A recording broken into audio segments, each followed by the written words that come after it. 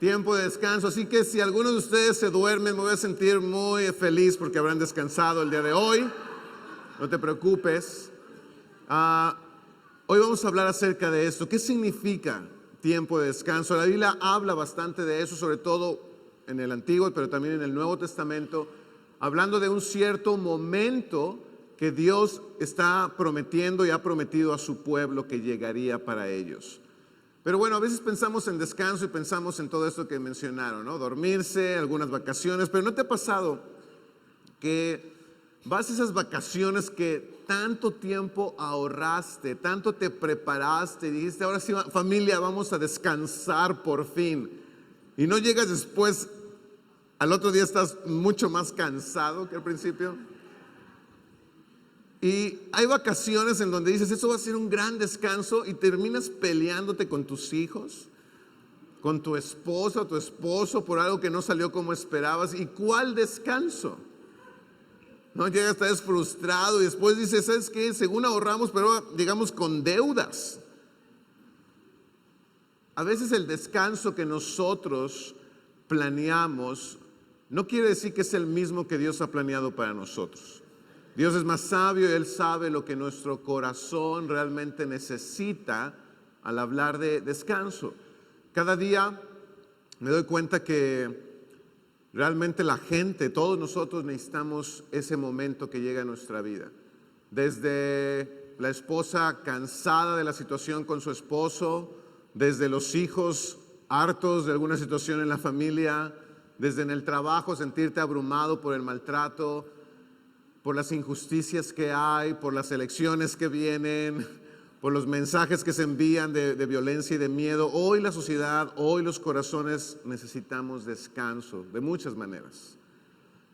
Quisiera que me acompañaras en la Biblia. Voy a leerte en Hechos capítulo 3, verso 1.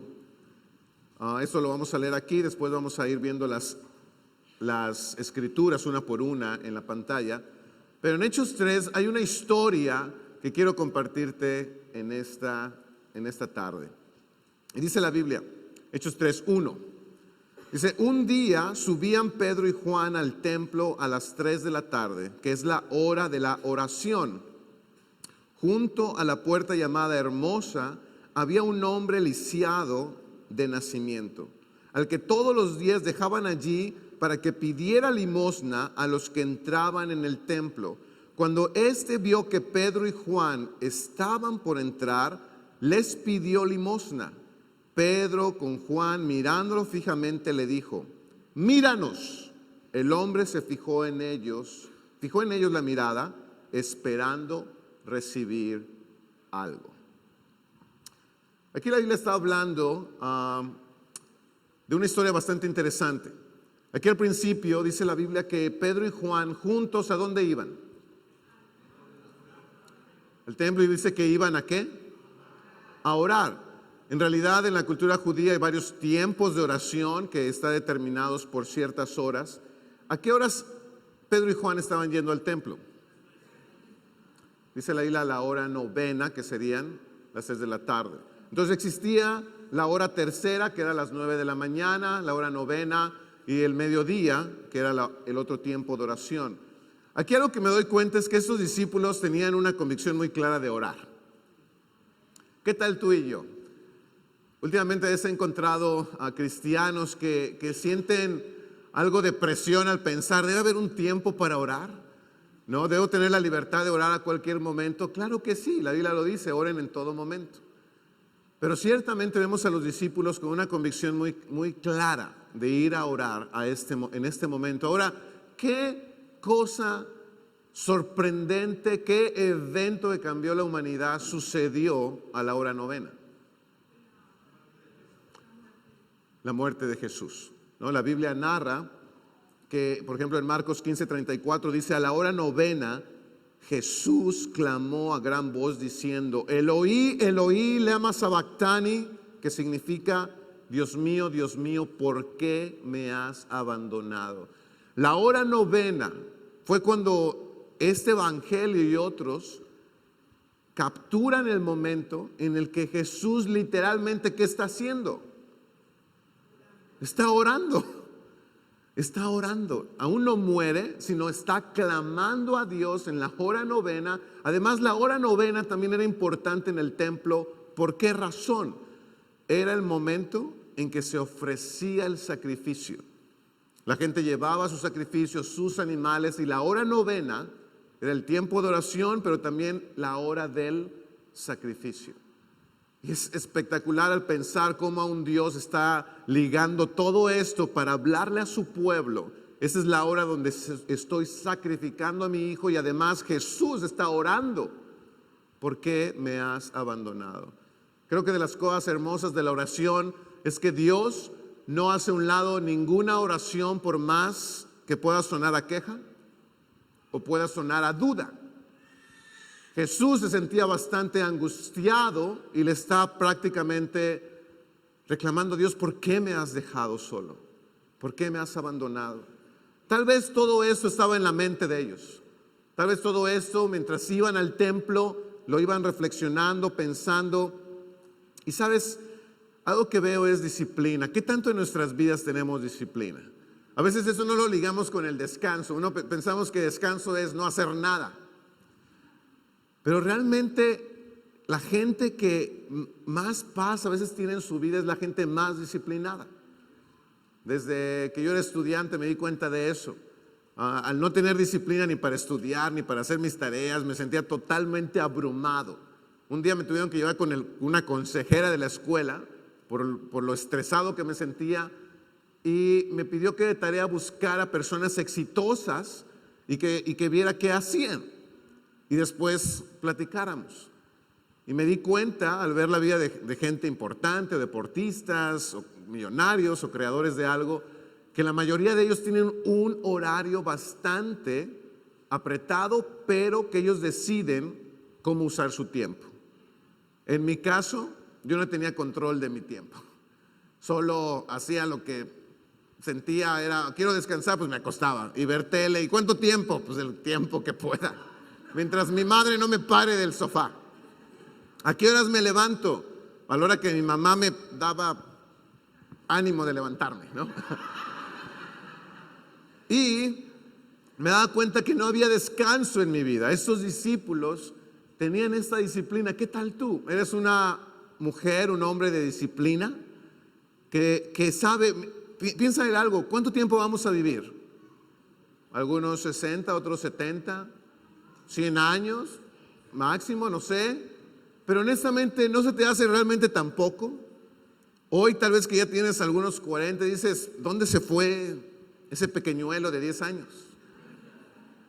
El tiempo pasa muy rápido, y si no aprendemos a vivirlo, no vamos a encontrar descanso para nuestra vida mientras estemos aquí de alguna manera.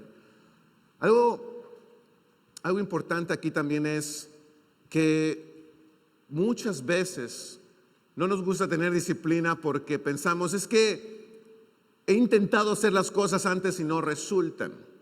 Piensa en algo.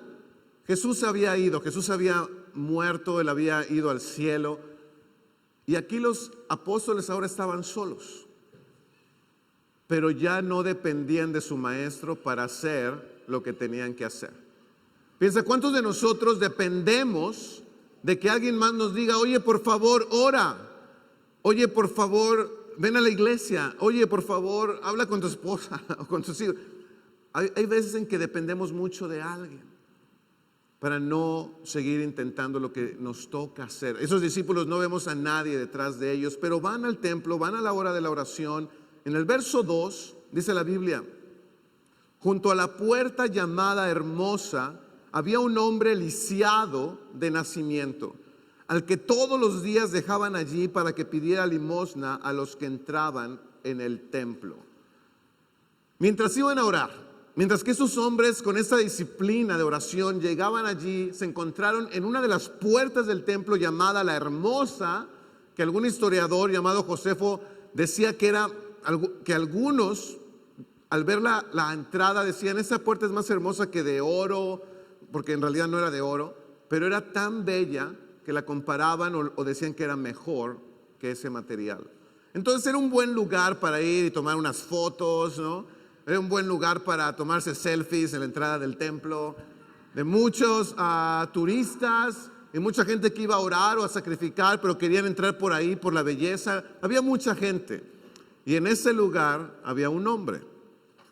¿Qué característica tenía este hombre? Dice la Biblia que era un paralítico y que estaba pidiendo limosna. Estaba lisiado. ¿Qué se sentirá ser lisiado de nacimiento? Hay algunas personas que lo saben, pero otros solo podemos siquiera solo imaginarnos.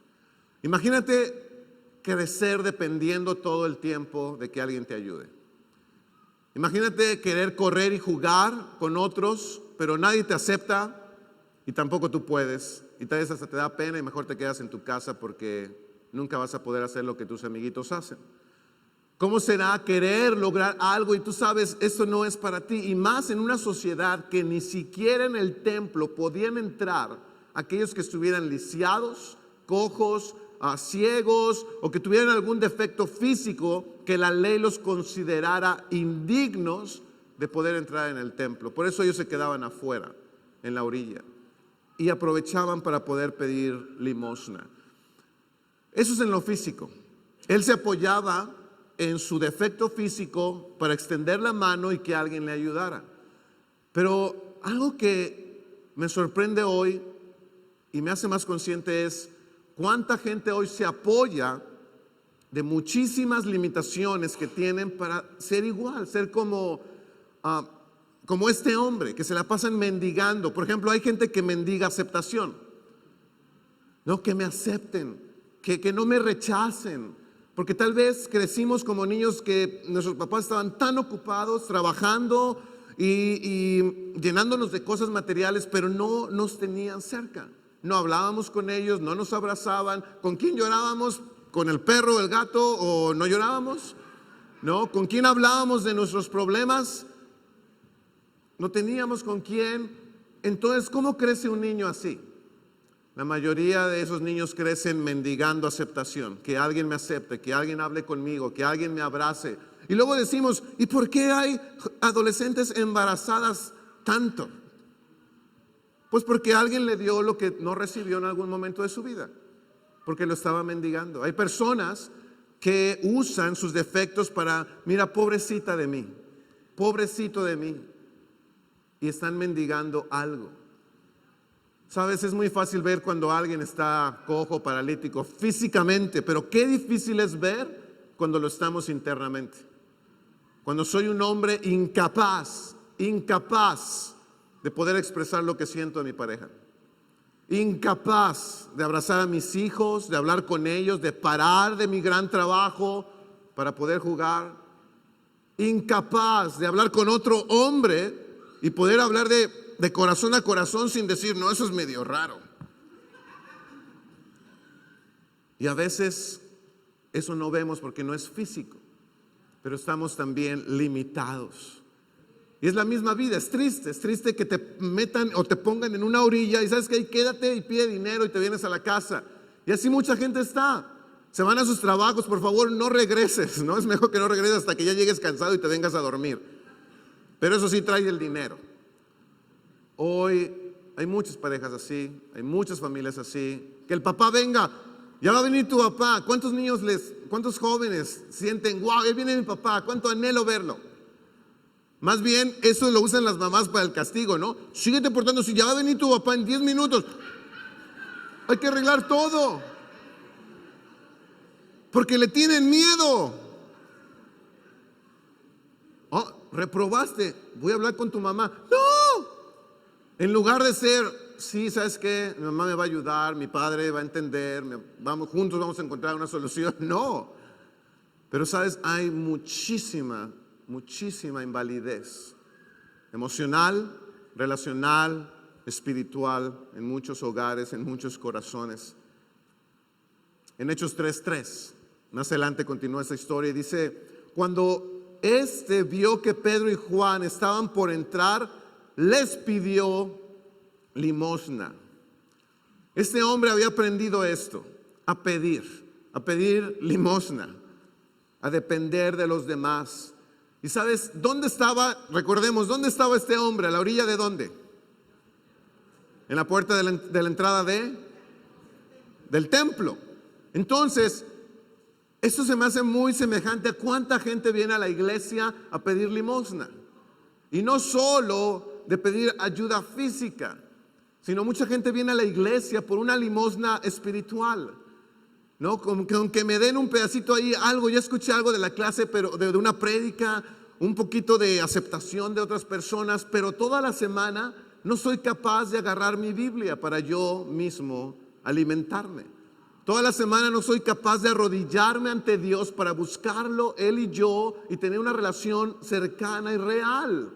Entonces vienen a la iglesia a mendigar un poco de, dame algo, lo que me toque está bien. Sobreviviré hasta la siguiente semana.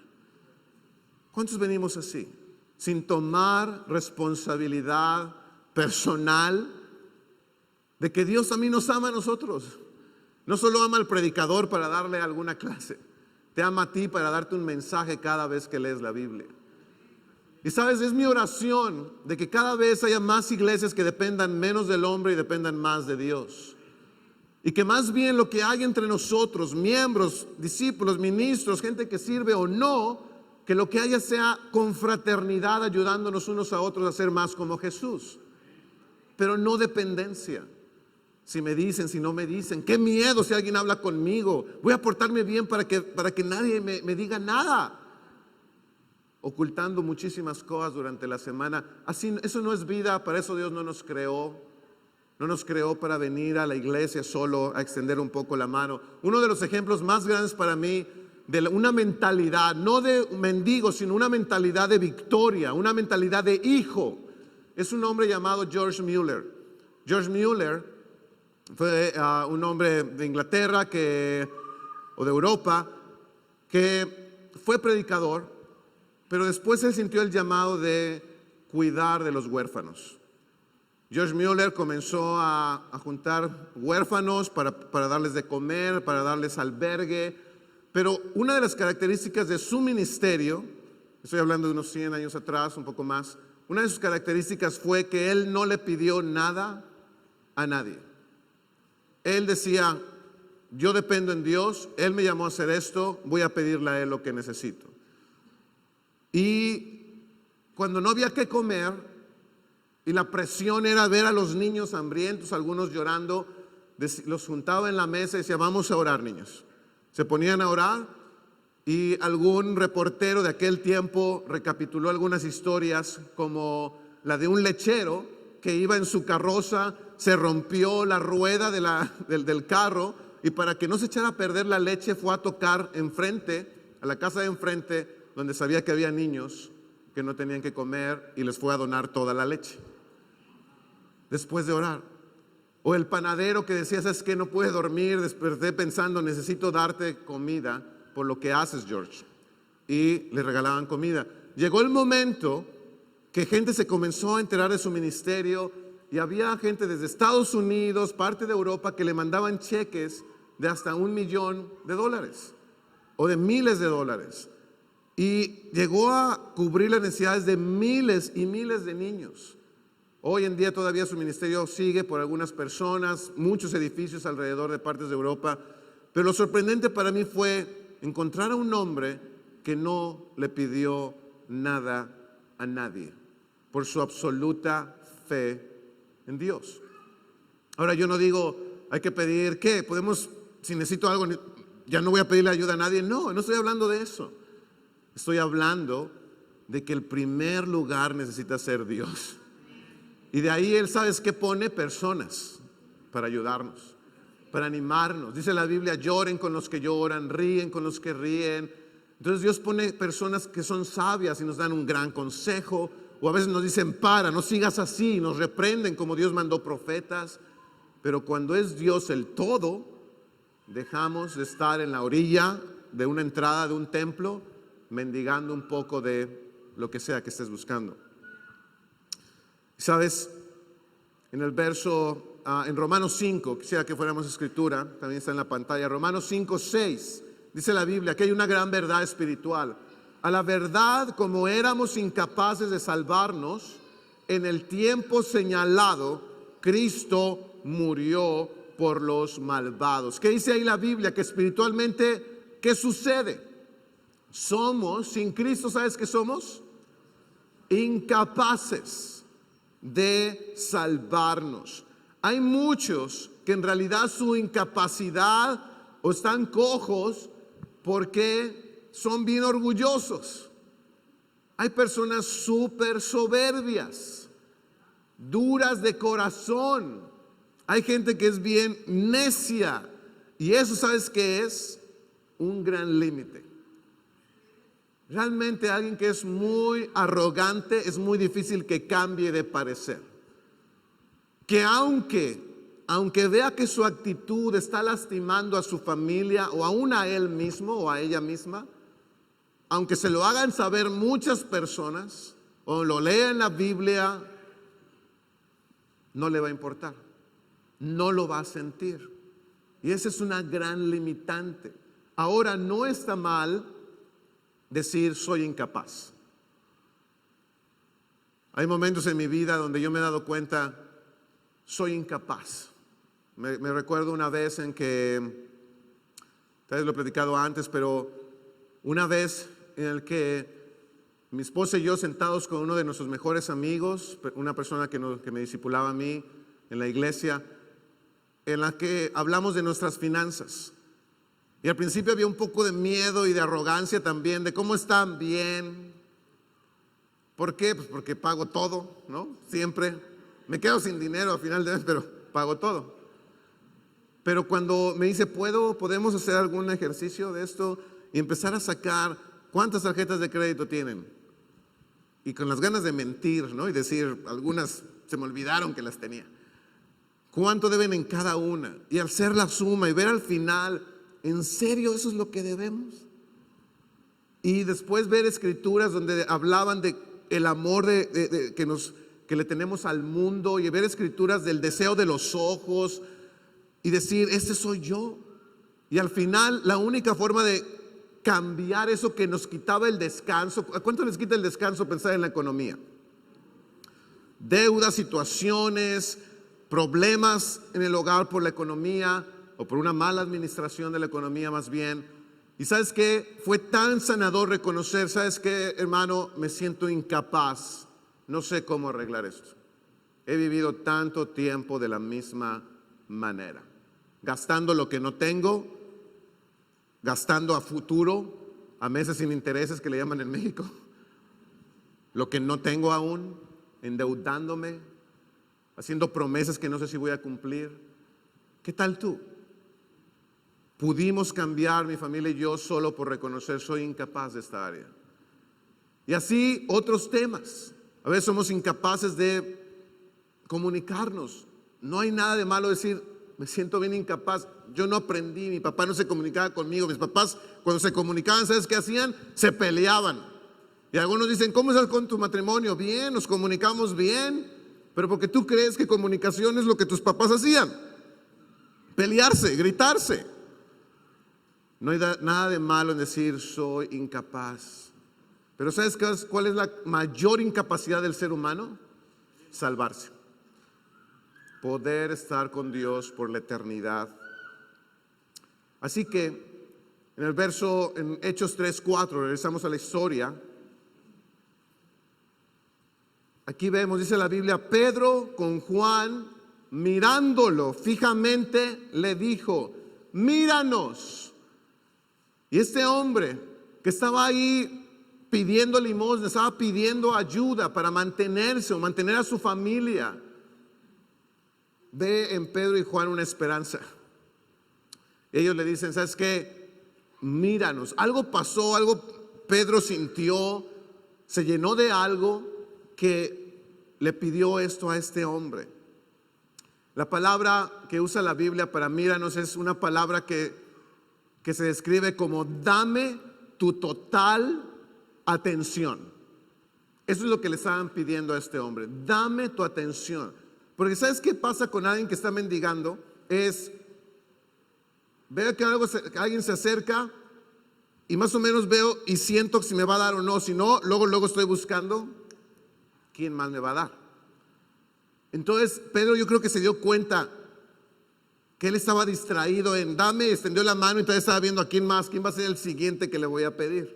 Y así hay mucha gente que comienza a chupar el tiempo de alguien. Ya me chupé el tiempo de alguien, su energía, y veo a quién más me voy a comer, ¿no? Emocionalmente. En este caso era físicamente. Pero él le dice, ¿sabes qué? Dame tu total atención. Me imagino a Pedro recordando algo similar tiempo atrás. En Lucas 8:49, te lo voy a leer. Hay una parte de una historia que dice la Biblia: todavía estaba hablando Jesús cuando alguien llegó a la casa de Jairo, jefe de la sinagoga. ¿Se acuerdan quién era Jairo? Un hombre que buscó a Jesús. ¿Por qué? ¿Qué necesidad tenía? Su hija estaba muy enferma, estaba muriendo. Busca a Jesús, se lo lleva a su casa, van de camino, y en eso alguien de la casa de Jairo los encuentra a la mitad y dice la Biblia: tu hija ha muerto, no molestes más al maestro. ¡Qué golpe! Ya tienes al doctor, ya llevas la esperanza, ya mi hija por fin va a caminar otra vez, vas de camino, estás cerca de tu casa y te dicen: no salió el papeleo que tú querías. ¿Sabes que esa persona que te dijo que sí me caso contigo ya no quiere nada contigo?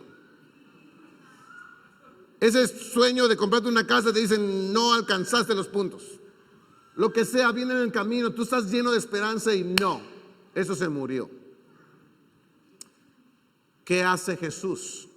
Dice, al oír esto, Jesús le dijo a Jairo: no tengas miedo, cree nada más y ella será sanada. Era como estarle diciendo a ese hombre: ey, no te distraigas, mírame, sigamos caminando, esto no ha acabado, solo cree. Aún dice la Biblia que llegaron y la gente estaba llorando y Jesús le dice: ella no está muerta, está dormida. Y la gente comenzó a reírse. ¿Y qué hace Jesús con ellos?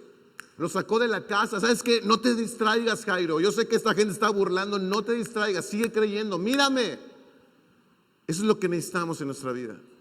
Por eso Pedro, tal vez él recordaba esos momentos y vio a este hombre: a ver, si tú te distraes no va a pasar el milagro. Entonces mírame, no mires otra cosa. Pienso cuántas cosas quiere darnos, pero no recibimos porque estamos súper distraídos. Hay bendiciones desde la sonrisa de tus hijos, desde encariñar con tu esposa y decirle lo bonita que está o que ella se sienta maravillosa. Si tú apagas la tele y puedes poner atención, mírame. Dice la Biblia que el hombre fijó la mirada en ellos, esperando recibir algo. En Hebreos 12:2 dice la Biblia, nos da un consejo: fijemos la mirada en Jesús, el iniciador y perfeccionador de nuestra fe, quien por el gozo que le esperaba soportó la cruz, menospreciando la vergüenza que ella significaba, y ahora está sentado a la derecha del trono de Dios. ¿Dónde debemos fijar la mirada? Porque de él inicia y él perfecciona la fe. En Hechos 3:6 dice la escritura que ya cuando el hombre pensó: ya, ahora sí me van a dar algo, Pedro le dice: no tengo plata ni oro. ¿Cómo? Entonces, ¿qué me vas a dar? ¿Una torta de jamón? ¿Qué tienes? Declaró Pedro: pero lo que tengo te doy. En el nombre de Jesucristo de Nazaret, levántate y anda. Aquí hay una ley muy importante que no podemos olvidar, y si es lo único que recuerdas del sermón, que así sea. No podemos dar lo que no tenemos. Solo podemos dar lo que hay en nosotros. Por eso Pedro dice: yo no tengo nada de lo que tú esperas, que estás mendigando, pero sabes que lo que sí tengo, eso te lo puedo dar. Porque Pedro había estado con Jesús, Pedro tenía el Espíritu Santo, y él decía: esto es lo que te voy a dar. Y sabes, nadie puede salir de este lugar engañado de esto.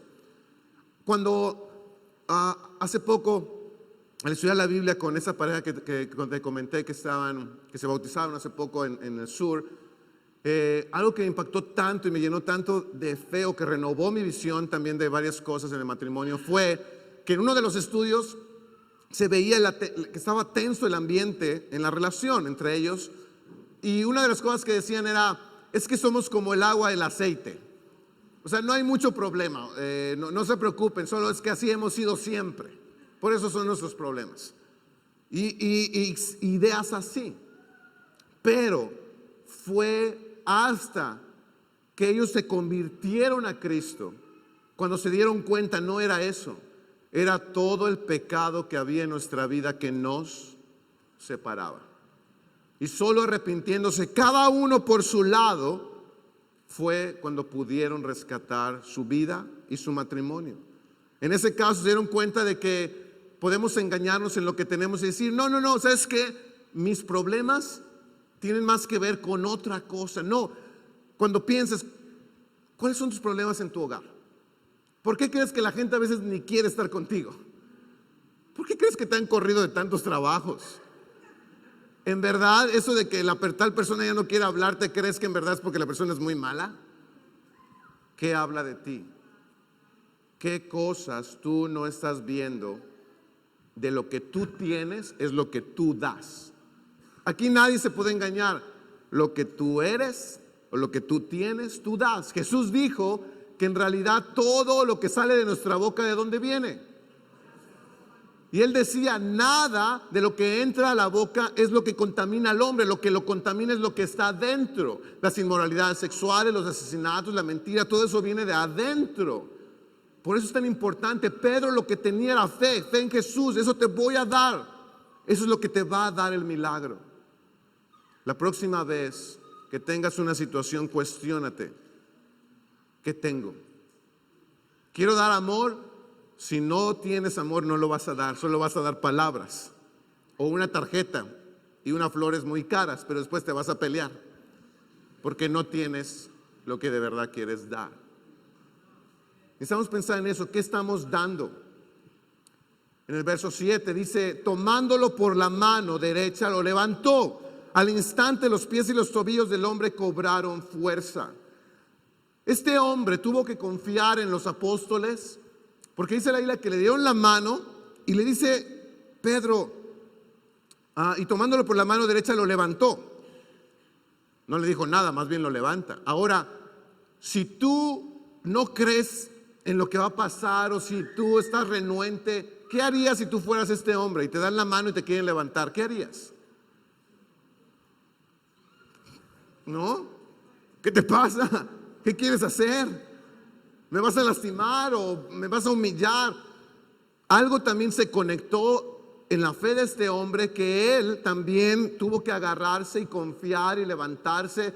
¿Qué quiero decirte con esto? Hay veces en que hay pequeños actos que Dios quiere que hagamos también.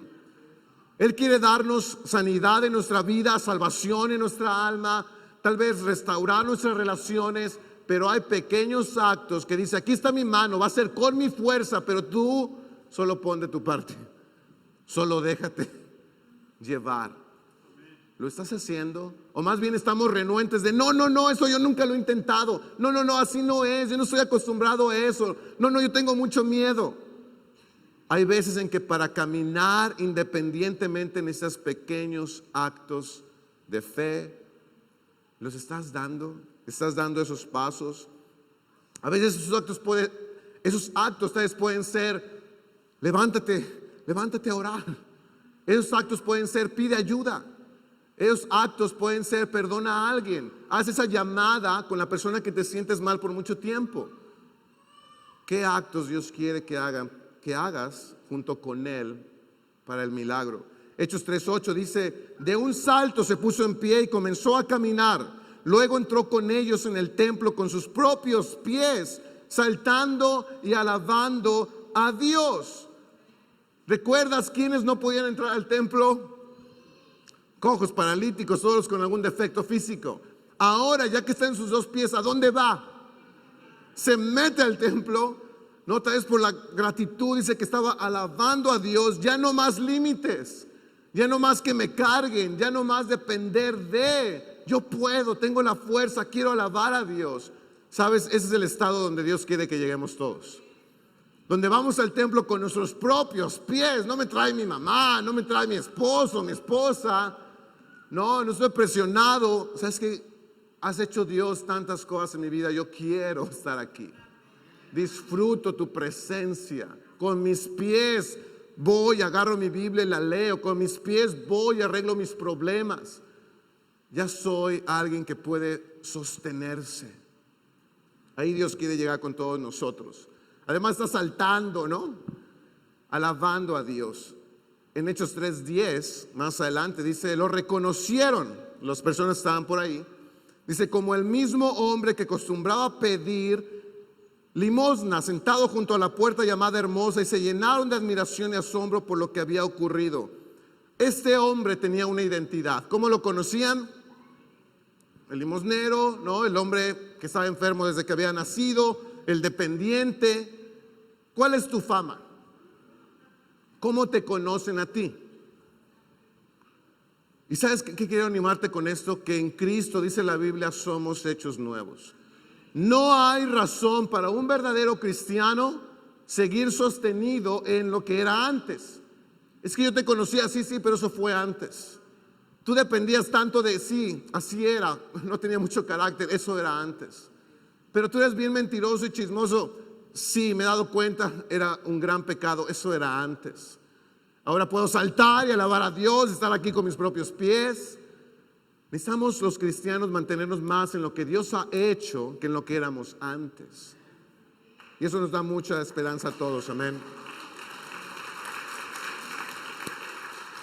En Hechos 3:19 dice la Biblia, por tanto, para que sean borrados tus pecados. ¿Qué pasó aquí? Después de que la gente se asombró, Pedro tomó, no tardo ni perezoso, como buen discípulo que tiene una misión. ¿Sabes qué comenzó a hacer?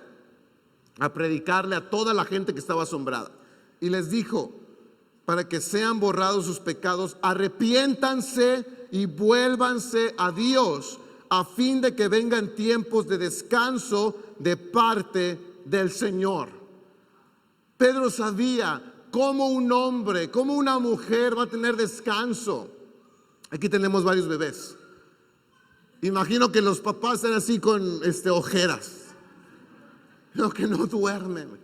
Yo me acuerdo muy bien de una ocasión que siempre la cuento con mis amigos. Mi hijo era un bebé, mi esposa estaba dándole de comer, le estaba dando pecho en la cama. Después yo estaba dormido al lado y me dice, oye, ¿puedes sacarle el aire, no? Y ponerlo así para sacar el aire. Digo, sí, mi amor. Entonces ya me arrodillo, agarro el bebé y estoy sacándole el aire. Y después mi esposa me dice, mi amor, ¿qué estás haciendo? Entonces abro los ojos y mi hijo está en la cama. Ahí,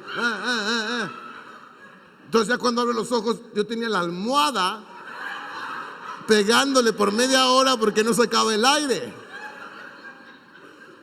Así de cansado puedes estar. Una vez mi esposa dándole también pecho a mi hijo, se dio cuenta en un momento que ya mi hijo no estaba tomando pecho, estaba tomando rodillas porque estaba por acá. Ya casi se caía, ¿no? Del cansancio. Y sabes, hay momentos en la vida que obviamente hay que hacerlos. Y vamos a estar cansados y hay un precio que pagar. Cuando queremos hacer algo, a veces hay que limitarnos y no va a haber mucho descanso. Pero lo que Dios sabe que sí necesitamos todos, sin excepción, es descanso de nuestras almas. Los judíos estaban muy cansados de una religión de 1500 años, de leyes, de imposiciones, de castigos, de muchísimo temor, de ver un Dios tan lejano que no se podía ni pronunciar su nombre. La gente estaba también cansada de líderes que no podían hacer nada por sí mismos, que todos lo decían, tú hazlo, pero yo no, de malos ejemplos. Había cansancio, pero también cansancio del pecado. Peco y llevo mi animalito y ya con eso creo que estoy bien, y seguían pecando. No había arreglo, era un círculo. Y por eso dice la Biblia, sabes que ya no es cuestión de religión, no es de ir a un templo, es arrepiéntete. Hay un salmo, el Salmo 32, que dice, dichoso aquel a quien se le perdonan sus transgresiones, a quien se le borran sus pecados. Dichoso aquel a quien el Señor no toma en cuenta su maldad y en cuyo espíritu no hay engaño. Dichoso significa muy feliz, bienaventurado. Y sabes, es lo que vi con esos hermanos, con esa pareja que apenas se bautizó, que al poder creerle a la Biblia, confesar sus pecados uno al otro, el poder ser súper honestos por muchos días en su matrimonio, hablando y hablando y hablando, después de que habían dicho, no, es que somos como el agua y el aceite, abrieron los ojos que no era nada de eso. Era el pecado que se había ocultado por tanto tiempo que los tenía divididos de Dios, de ellos, de sus hijos. Y sabes, dice ahí, en ese mismo salmo dice, mientras no confesé mi pecado, mi cuerpo iba decayendo de noche y de día.